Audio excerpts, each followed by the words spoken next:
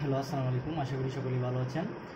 তো শুরু করা যাক। আজকে আমরা টাইপ 2 নিয়ে আলোচনা করব। টাইপ 2 তে ছিল যে আমরা কোনো একটা সংখ্যাকে কিভাবে বাইনারি থেকে দশমিক সংখ্যায় রূপান্তর করতে পারি এবং অক্টাল সংখ্যা থেকে কিভাবে দশমিক সংখ্যায় রূপান্তর করতে পারি এবং হেক্সাডেসিমাল সংখ্যা থেকে কিভাবে দশমিক সংখ্যায় রূপান্তর করতে পারি। তো আমাদের ফর্মুলাটা হলো এরকম যে আমরা যদি এই যে আমরা এখান থেকে কাজ করব, আমরা আগে রেডিক্স পয়েন্ট সম্পর্কে জেনে আসছি। তো এখন যদি আমরা রেডিক্স পয়েন্ট অনুসারে আমরা ধারণা থাকে, যদি রেডিক্স পয়েন্ট সম্পর্কে ধারণা না থাকে কারো, তাহলে পূর্বের ভিডিওগুলো একটু দেখে আসবেন। তো আমরা এখানে একটা সংখ্যা লিখতেছি, বাইনারি সংখ্যা, যে 11001, এই 0.10 এই একটা সংখ্যা বাইনারি সংখ্যা। এটা থেকে যেতে হবে কোথায়? দশমিক সংখ্যা।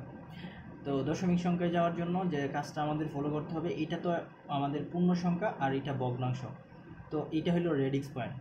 তো সেই ক্ষেত্রে এখন আমি যদি দশমিক সংখ্যায় যেতে চাই, তাহলে আমার প্রত্যেকটা যে বিট আছে, এই প্রত্যেকটা বিটকে এই 2 দ্বারা গুণ করতে হবে এবং পরপর যোগ করতে হবে। যেমন 1 × 2 যোগ, আবার এখানে কি আছে 1 × 2 যোগ 0 × 2 যোগ 0 × 2 যোগ 1 × 2 যোগ, এখন এই পয়েন্টের জন্য কিন্তু একটা যোগ চিহ্ন হবে। হ্যাঁ, আপনাদের মনে রাখার সুবিধার্থে আমি এখানে লাল কালার দিয়ে লিখলাম। তো এখন এই যে আমাদের 1 × আবার 1 × 2 যোগ 0 × 2, এই তো এইভাবে যদি আমরা এই ফর্মুলাতে অ্যাপ্লাই করি, তাহলে আমাদের দশমিক সংখ্যায় চলে আসবে। তাহলে পূর্ণ সংখ্যার ক্ষেত্রে এদিক থেকে এদিকে এবং ভগ্নাংশের ক্ষেত্রে এদিক থেকে এদিকে আমরা এখন পাওয়ার বসাবো। হ্যাঁ, বেসের উপরে পাওয়ার বসাবো। যেহেতু আমাদের এই পূর্ণ সংখ্যার জন্য এই রেডিক্স পয়েন্টের জন্য এখানে যোগ চিহ্ন হয়েছে, তো এইখান থেকে আমরা 0, 1, 2, 3, 4 এভাবে কাউন্টিং করব। তো পূর্ণ সংখ্যার ক্ষেত্রে 0 থেকে কাউন্টিং শুরু হবে এবং ভগ্নাংশের ক্ষেত্রে -1 দ্বারা কাউন্টিং হবে। -1, -2 এভাবে যতক্ষণ যাওয়া যায় এভাবে কাউন্টিং হবে। ঠিক আছে? তো আমরা যে কাজটা করব এখন কিন্তু আমরা ক্যালকুলেটর নিব। ক্যালকুলেটর নিয়ে ইচ্ছা করলে আমরা এগুলা মান ইজিলিভাবে বের করে ফেলতে পারি। হ্যাঁ, তো ক্যালকুলেটর যাদের আছে ক্যালকুলেটর ব্যবহার করতে পারেন, কোনো সমস্যা নাই। ক্যালকুলেটর ব্যবহার করে এই মানগুলো যদি করা যায় তাহলে আরও ইজি হয়। তো সেই ক্ষেত্রে এখানে যদি আমরা কত, এখানে আমাদের ভ্যালুটা আছে কত, 2 এর উপরে পাওয়ার 4, তাহলে এটা ভ্যালু আসতেছে 16। তো পাওয়ার 16 যদি আমরা আসে, তাহলে সেই ক্ষেত্রে আমি যে কাজটা করব, আচ্ছা আমাদের এটা একটু রিসেট করে নিচ্ছি। তো সেই ক্ষেত্রে আমরা যে কাজটা করব, এই 2 এর উপরে পাওয়ার কত, 4, তাহলে আমাদের রেজাল্ট হয় 16। তো এখানে লিখবো আমি 16 যোগ, তারপরে 2 এর উপরে যদি পাওয়ার দিই 3, তাহলে হয় 8, এটার মান 8। তো 0-র সাথে যে কোনো সংখ্যাকে গুণ দিলে এটা 0ই হয়ে যায়। সো এটা 2 এর উপরে স্কয়ার 2 দেওয়ার কোনো দরকার নাই। এই ভ্যালুটা যদি এরকম কখনো থাকে, তাহলে এটাকে 0 করে দিলেই হবে। তারপরে এটার সাথে এটা যেহেতু যোগ গুণ, এই জন্য এটা 0 হয়ে যাবে। এখন এই 2 এর উপরে যদি কখনো পাওয়ার 0 থাকে, বা যে কোনো সংখ্যার উপরে যদি পাওয়ার 0 থাকে, তাহলে এই ভ্যালুটা হয়ে যায় 1। যেমন আমরা যদি এটার উপরে 0 বসাই, তাহলে এটার ভ্যালু কত হয়ে গেছে, 1।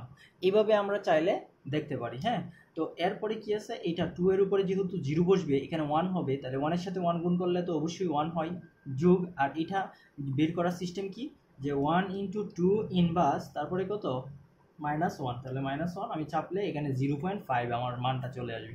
তাহলে 0.5 যোগ, আর এটা যতই করি না কেন এটা 0ই হবে, কারণ 0-র সাথে যে কোনো সংখ্যাকে গুণ করলে 0ই হয়ে যায়। হ্যাঁ, আচ্ছা, তো ফাইনালি আমাদের রেজাল্টটা কি দাঁড়াইলো, 8 আর 16 আর 8 কত, 24, 24 আর 1 25, তাহলে আমাদের ফাইনালি রেজাল্ট হলো 25.5।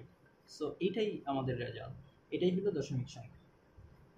তো এইভাবে অক্টাল থেকে দশমিক সংখ্যায় যাওয়া যায়, হেক্সা থেকে দশমিক সংখ্যায় যাওয়া যায়। তাহলে আমরা আমি তোমাদেরকে একটা হোমওয়ার্ক দিব। এটা হলো যে হোমওয়ার্কটা এটা তোমরা করে নিও, যে 110010.10, এটা একটা বাইনারি সংখ্যা, বা এখানে 1 আছে, এটা থেকে তুমি একটা দশমিক সংখ্যা বের করবা। ঠিক আছে? ওকে, ফাইন। তাহলে চলো আমরা চলে যাই। এটা আমাদের শেষ, এটাতে যাই। এটাও সেম ক্যাটাগরিতেই, আমরা ইচ্ছা করলে এটা এইভাবেই করতে পারি। তো এরপরে আমি দেখাই দিচ্ছি তোমাদেরকে, যে এখানে আছে কি, এখানে একটা সংখ্যা আছে যে অক্টাল সংখ্যা 125.010, হ্যাঁ, এটা একটা অক্টাল সংখ্যা। তো এখান থেকে আমার যেতে হবে দশমিক সংখ্যায়। তো অক্টাল থেকে দশমিকে যাওয়ার জন্য যে কাজটা করা লাগবে এটা হলো 1 ইন্টু 8 যোগ 2 ইন্টু 8 যোগ 5 ইন্টু 8 আগের ফর্মুলা, এই পয়েন্টের জন্য যোগ চিহ্ন দিতে হবে। তা 1 ইন্টু 8 যোগ 0 ইন্টু 8। তাহলে এখন পাওয়ারের উপরে বেসের উপরে পাওয়ার বসাতে হবে 0, এখানে এই পয়েন্টের জন্য তো এখানে যোগ চিহ্ন দিয়েছিলাম আমরা, ঠিক না? তাহলে এখানে 0, এখানে 1, এখানে হইলো 2, তারপরে এখানে -1, এখানে হলো -2, আর এখানে তো 10 চলে আসবে। তাহলে 8 8 কত 64 যোগ 8 দুগুণে কত 16 যোগ এখানে কত হইতেছে 8 এর উপরে 0 আছে মানে কি 1, তাহলে 5 এর সাথে 1 গুণ করলে কত হয় 5 যোগ, আর এটার মান আমরা ক্যালকুলেটরে বের করে নিব যে 1 ইন্টু 8 ইনভার্স কত 1, তাহলে এটার কত আসতেছে 0.125, ঠিক আছে? তাহলে 0.125, এই যে 0.125 যোগ আর এটার মান তো 0ই।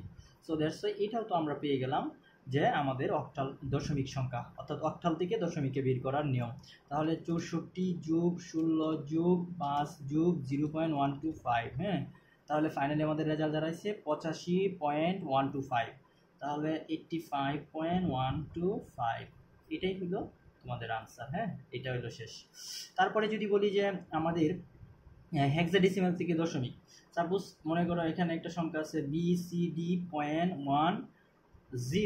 বা 10, তো এটা একটা সংখ্যা আছে হেক্সাডেসিমাল সংখ্যা, এটা থেকে তুমি যদি দশমিক সংখ্যায় যাও তাহলে তুমি কিভাবে বের করবে মানটা? তাহলে সেম ক্যাটাগরি আগের মতোই, যে B ইন্টু 16 যোগ C ইন্টু 16 যোগ D ইন্টু 16, তারপরে এই পয়েন্টের জন্য তোমার কি করতে হবে, এখানে একটা যোগ চিহ্ন দিতে হবে। হ্যাঁ, তারপরে 1 ইন্টু 16 যোগ 0 ইন্টু 16, তাহলে এখন তুমি ভ্যালুগুলো বসায় দাও। কত বেসের উপরে এখানে হইতেছে -1, এখানে হচ্ছে -2, এখানে 0, এখানে 1, এখানে হইলো 2। তোমরা অবশ্যই জানো রেডিক্স পয়েন্টের ক্ষেত্রে আমরা এই যে পয়েন্টের ক্ষেত্রে এখানে যোগ চিহ্ন ব্যবহার করতে হয়, আর বেস যখন পাওয়ার বসাবা তখন পূর্ণ সংখ্যার ক্ষেত্রে এদিক থেকে এদিকে, ভগ্নাংশের ক্ষেত্রে এদিক থেকে এদিকে, ঠিক আছে? তাহলে এই যে এইটারও আমরা এইভাবে তোমাদের বোঝার সুবিধার্থে দিয়ে দিলাম। সো এখন তুমি মান বসাও। আমরা জানি যে এ এর মান কত, এ এর মান হইল 10, বি এর মান হইল 11, সি এর মান হইল 12, ডি এর মান হইল 13, ডি ই এর মান হইল 14 এবং এফ এর মান হইল 15। এগুলো তোমরা জানো, তো এরপরে আমি তোমাদেরকে এটা স্মরণ করাই দিলাম। তো 11 মানে বি এর মান হইল 11, তাহলে 11 ইন্টু আর এই 16 যদি তোমরা গুণ করো তাহলে কত হয় 16 ইন্টু 16, বা 16-র উপরে পাওয়ার দিলে কত হয় 256, এই যে 256 গুণ 12 ইন্টু 16 দিলে কত হয়, সি এর ভ্যালু যেহেতু 12 ইন্টু 16, তাহলে কত হয়েছে 192, এখানে 192 লিখবা, যোগ ডি এর মান 13, আর যেহেতু এখানে 1 আছে মানে 16-র উপরে 0 তার মানে 1 এর সাথে ডি গুণ করলে মানে ডি তার মানে 13।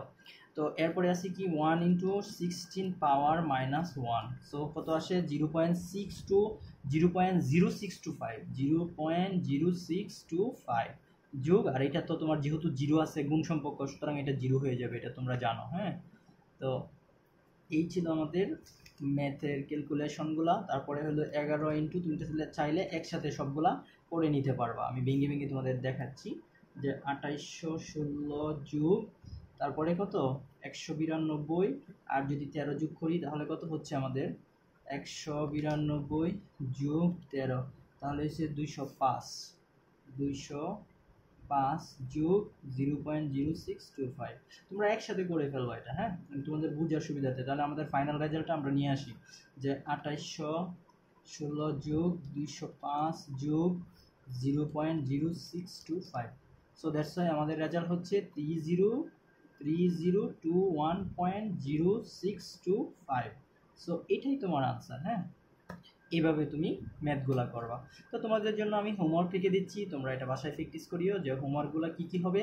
যে সাপোজ মনে করো এখানে 523.20, এটা হলো একটা অক্টাল সংখ্যা, এটা থেকে তুমি হেক্সাডেসিমাল সংখ্যায় দশমিক সংখ্যায় যাওয়া। হ্যাঁ, তারপরে এখানে তোমাকে আমি আরেকটা সংখ্যা দিচ্ছি ABC পয়েন্ট, তারপরে হইলো তোমার 01, এটা হলো একটা হেক্সাডেসিমাল সংখ্যা, এখান থেকে তুমি দশমিক সংখ্যায় যাওয়া। সো দ্যাটস ওয়াই তোমরা আশা করি বুঝতে পেরেছো। আজকের ভিডিওটা এই পর্যন্ত থাকবে, তারপর আমাদের টাইপ 2 শেষ হলো, আমরা টাইপ 1 নিয়ে হাজির হব। তো আজকের ভিডিও এই পর্যন্ত রইল। সবাইকে ধন্যবাদ। আমার চ্যানেলটা ভালো লাগলে সাবস্ক্রাইব করে পাশে থাকবেন।